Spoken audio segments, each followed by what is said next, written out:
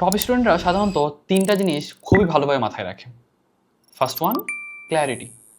তারা জানে যে তারা কি পড়তেছে, কিভাবে পড়তেছে, কি পড়তে হবে, অ্যান্ড তারা জানে বইয়ের কোন জায়গার কোন স্ট্রাকচার, কোন ইম্পর্টেন্ট জিনিস তার জন্য important.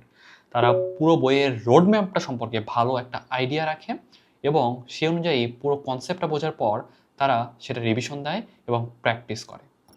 Second one, testing habit. অনেক স্টুডেন্ট শুধুমাত্র পড়েই যায় কিন্তু প্র্যাকটিস করে না। এখানেই ব্যতিক্রম টপাররা। তারা একটা চ্যাপ্টার পড়ে, সেটা থেকে প্র্যাকটিস টেস্ট দেয়, তারা নিজেদের দুর্বলতাগুলো বের করে এবং সেটা নোট ডাউন করে রাখে এবং তারা নিজেদের জিজ্ঞাসা করে যে আমি যতটুকু পড়লাম সেটা কতটুকু ইফেক্টিভলি আমার নিজের মাঝে আয়ত্ত করতে পেরেছি এবং স্টোর করতে পেরেছি, এবং তারা একটা নির্দিষ্ট সময় পর পর সেটা কিন্তু রিভিশনও দেয়। টেস্টিং ছাড়া লার্নিং কিন্তু ইনকমপ্লিট।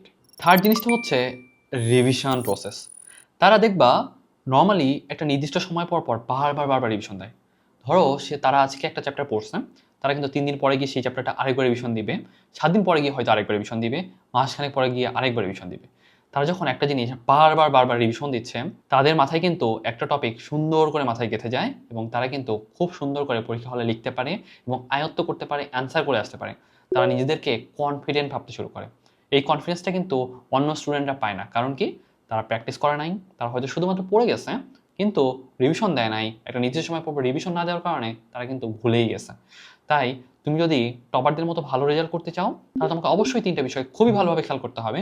তোমাকে একটা টপিকের আদ্যপান্ত জানতে হবে, কনসেপ্ট ক্লিয়ার থাকতে হবে এবং একটা নির্দিষ্ট সময় পর রিভিশনের মধ্যে আনতে হবে এবং তোমাকে রেগুলার প্র্যাকটিস টেস্ট দিতে হবে। তোমার ভুলগুলো যেগুলো সেগুলো তোমাকে মার্ক ডাউন করে রাখতে হবে, নোট ডাউন করে রাখতে হবে এবং রিভিশন প্রসেসে আসতে হবে। অ্যান্ড তোমাকে একটা নির্দিষ্ট সময় পর রিভিশন দিতে হবে। যদি তুমি এই ব্যাপারগুলো খুব ভালোভাবে আয়ত্ত করতে পারো, তাহলে কিন্তু তুমিও একজন টপার হতে পারবে।